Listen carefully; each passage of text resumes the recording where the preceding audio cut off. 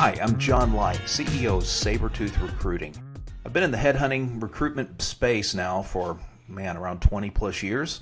And prior to that, I was an accountant. And I've learned a lot of lessons, a lot of best practices over the year. And so I'm making this video followed by 3 more, so it's going to be a 4-part series on my 4-point interview framework that I like to share with people who ask.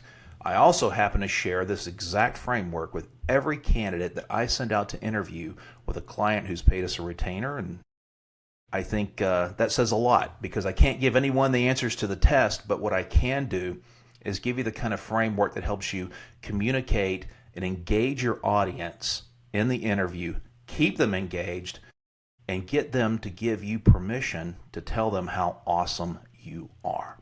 So let's get started here with part 1. And I try to have a pithy little expression for each one of these 4 points. This one is real simple, but do not discount it. It's one of the ones, if you don't pay attention to it, it can really make a mess of things. And that's just simply be yourself. You know, in this day and age, we have processes in the talent acquisition business that we've been using since the 1980s, 1970s, way back when, and we keep wrapping technology around them, somehow expecting to make them better. I guess we nibble around the margins, but what we've done in the market today is we've created this massive density of signal noise. Somebody who's maybe a 50% fit for a position uses AI to tailor their application, to tailor their resume, and they look like a 90+% fit now. That detracts from somebody who is a legit 90% or more. Why does it retract? Because on the other side of the equation with hiring companies, they're using AI to sort through these resumes, and the AI hasn't figured out, it hasn't been trained yet, I suppose, to understand what a real 90 looks like versus one that's really 50 but is just kind of gussied up.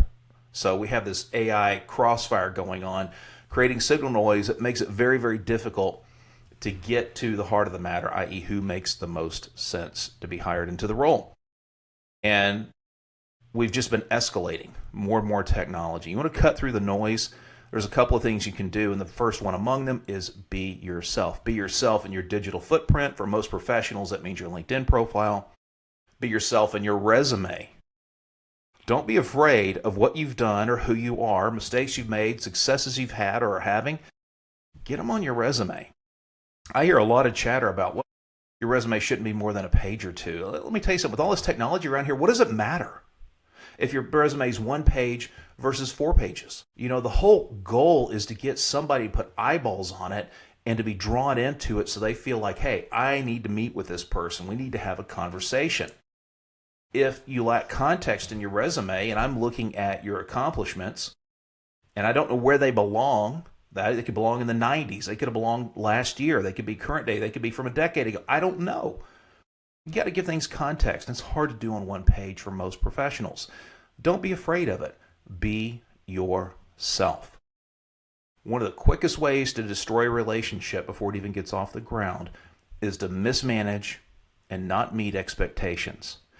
If you set the expectation of one thing in your digital profile, something else in your resume, and then you show up and you're neither, or you're one or the other, but not, you're 1 but not 2, or you're 2 but not 1, that's a problem. That's a huge red flag for me, because there's the lack of consistency. I'm not meeting who I expected to meet. They don't have the skills I expected them to have, the experience I expected them to have. That's a problem. So be yourself. One word of encouragement about this when it comes to being yourself: don't hesitate to believe, because it's true. You are enough. And not every job out there is for you, and you are not for every job.